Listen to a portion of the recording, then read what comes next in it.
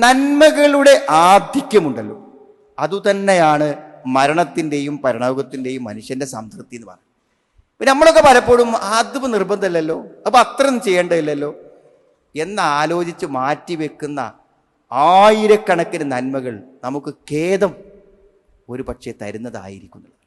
നല്ല നല്ല അവസരങ്ങളെ, നന്മയുടെ സന്ദർഭങ്ങളെ പാഴാക്കി കളഞ്ഞവനാണ് മരണത്തെയും ജീവിതത്തെയും സംതൃപ്തിയോടുകൂടെ നേരിടാൻ പറ്റാത്ത ആളുകൾ അവരായിരിക്കുന്നത്.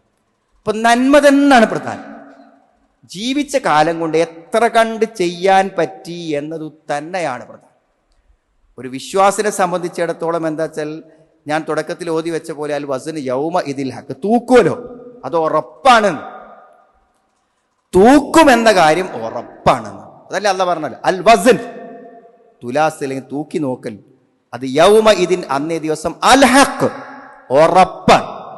ഞാനും നിങ്ങളെ നിസ്കാരം, നോമ്പും, നന്മയും, സദക്കയും എല്ലാം തൂക്കും. ഒരു മൊത്തക്കണക്കിനല്ല സുഹൃത്തുക്കൾ, ഒക്കെ അളന്ന് തൃപ്തപ്പെടുത്തി അതിനുള്ള തുലാസ് അവിടെ സ്ഥാപിക്കും.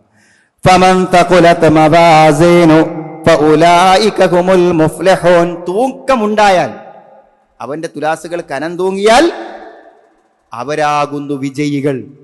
അപ്പൊ നല്ലത് ചെയ്ത് തുലാസ് കനണ്ടാക്കിയിട്ട് തന്നെയാണ് വിജയിക്കേണ്ടത്, മനസ്സിലായി? അപ്പൊ നന്മകൾ കൂടുതൽ വേണം എന്നൊരു വിശ്വാസി ആഗ്രഹിക്കണമെന്നല്ലേ അതിൻ്റെ അർത്ഥം.